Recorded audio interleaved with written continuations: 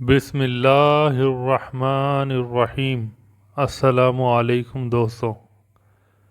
حضرت اسماعیل علیہ السلام کی پیدائش اور ابراہیم علیہ السلام کا اسماعیل علیہ السلام اور بی بی ہاجرہ کا تنہا صفا مروہ کے درمیان چھوڑ دینا اور حضرت اسماعیل علیہ السلام کو حضرت ابراہیم علیہ السلام نے چوکھٹ تبدیل کرنے کی نصیحت کیوں کی، اس کے بارے میں آج تفصیلی جانیں گے۔ آئیے چلتے ہیں۔ جب حضرت بی بی ہاجرہ کے ہاں حضرت اسماعیل علیہ السلام پیدا ہوئے تو اس سے حضرت سارہ کو سخت غصہ آیا۔ انہوں نے حضرت ابراہیم علیہ السلام سے کہا، اس کو مجھ سے دور کہیں اور لے جاؤ۔ پھر حضرت ابراہیم علیہ السلام حضرت بی بی ہاجرہ اور ان کے بیٹے کو لے گئے اور چلتے رہے۔ پھر ان کو اس جگہ اتار دیا جہاں آج مکہ شہر آباد ہے۔ اس کے پاس کھجوروں کا ایک تھیلا اور پانی کا مشکیزہ رکھ دیا۔ اس وقت حضرت اسماعیل علیہ السلام دودھ پیتے بچے تھے۔ جب حضرت ابراہیم علیہ السلام نے ان کو چھوڑ کر واپس جانے لگے تو حضرت بی بی ہاجرہ آپ کے کپڑوں سے لپٹ گئیں اور عرض کیا، اے ابراہیم، آپ ہمیں یہاں تنہا چھوڑ کر کہاں جا رہے ہیں، جبکہ ہمارے پاس کھانے پینے اور رہنے کا سامان بھی نہیں ہے جس سے ہم گزر بسر کر سکیں۔ لیکن حضرت ابراہیم علیہ السلام ہے کہ جب آپ نہیں دے رہے، پھر حضرت بی بی ہاجرہ نے حضرت ابراہیم علیہ السلام سے پوچھا، کیا اللہ تعالیٰ نے آپ کو اس کا حکم دیا ہے؟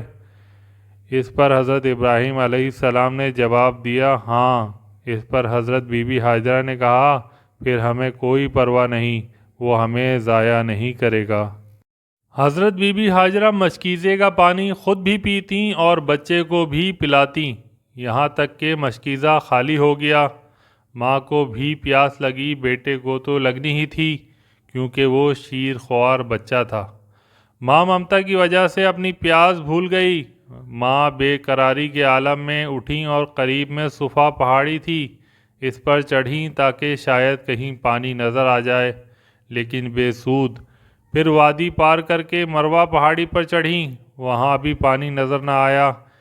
اسی طرح آپ بے چینی کے ساتھ 7 مرتبہ اس پہاڑیوں پر دوڑیں اور پانی نہ ملا تو آپ کے چہرے کا رنگ تبدیل ہوا۔ جب وہاں سے واپس آئیں تو حضرت اسماعیل علیہ السلام کے پاس آ کر دیکھا کہ شدت پیاس سے زمین پر ایڑیاں رگڑ رہے ہیں۔ اس جگہ اللہ تعالیٰ کے حکم سے پانی کا ایک فوارہ جاری ہوا جو اب تک جاری ہے۔ یہ حالت دیکھ کر حضرت بی بی ہاجرہ بہت خوش ہوئیں اور کہنے لگیں، اللہ تعالیٰ نے مجھے یہ مبارک بیٹا دیا ہے۔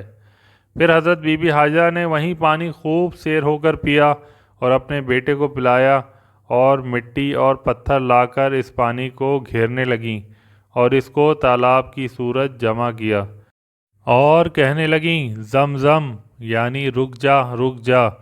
پھر چلو بھر بھر کر اپنے مشکیزے میں ڈالنے لگیں۔ قبیلہ جرہم کا ایک قافلہ مکہ کے نشیبی علاقے میں قیام پذیر ہو گیا۔ وہاں سے انہوں نے پانی پر امنڈ آنے والے پرندوں کو دیکھا تو کہنے لگے، یہ پرندے تو پانی پر آتے ہیں۔ سب اس طرف چل پڑے اور وہاں حضرت بی بی ہاجرہ پانی کے پاس موجود تھیں۔ انہوں نے پوچھا، کیا آپ اپنے پاس ہمیں اترنے کی اجازت دیں گی؟ حضرت بی بی ہاجرہ نے کہا، ہاں، لیکن پانی پر ملکیت کا حق نہیں ہوگا۔ اس طرح حضرت بی بی ہاجرہ نے آبادی اور آثار زندگی کو پا لیا اور یہاں بھی پیار و محبت کی فضا قائم ہو گئی۔ یہ سب حضرات گھل مل کر رہنے لگے اور حضرت اسماعیل علیہ السلام جوان ہوئے اور قوم جرہم سے عربی زبان سیکھی۔ یہ جوانی میں سب کے نزدیک خوبصورت اور وجاہت والے تھے۔ جب یہ بالغ ہوئے تو قوم جرہم نے اپنے قبیلے کی ایک لڑکی سے ان کی شادی کر دی اور اس عرصے میں حضرت بی بی ہاجرہ اپنے پروردگار کے پاس چلی گئیں۔ ایک مرتبہ حضرت اسماعیل علیہ السلام کی شادی کے بعد حضرت ابراہیم علیہ السلام ان سے ملنے کے لیے گئے تو گھر میں حضرت اسماعیل علیہ السلام کو موجود نہ پایا۔ ان کی بیوی سے دریافت کیا تو انہوں نے کہا، ہمارے لیے رزق کی تلاش میں نکلے ہیں۔ پھر حضرت ابراہیم علیہ السلام نے ان کی زندگی اور رہن سہن کے بارے میں پوچھا تو انہوں نے شکوہ شکایت کی کہ ہم لوگ بڑی تنگی اور سختی میں مبتلا ہیں۔ حضرت ابراہیم علیہ السلام نے فرمایا، جب آپ کے شوہر آ جائیں تو انہیں میرا سلام کہنا اور میری طرف سے یہ بھی کہہ دینا کہ اپنے دروازے کی چوکھٹ تبدیل کر لیں۔ حضرت اسماعیل علیہ السلام واپس آئے تو انہوں نے کچھ محسوس کیا اور پوچھا، کیا کوئی آیا تھا؟ بیوی نے کہا، ہاں، ایک بوڑھے سے شخص آئے تھے۔ انہوں نے ہم سے آپ کے بارے میں پوچھا تو میں نے بتا دیا کہ ہم سختی مشکل میں مبتلا ہیں۔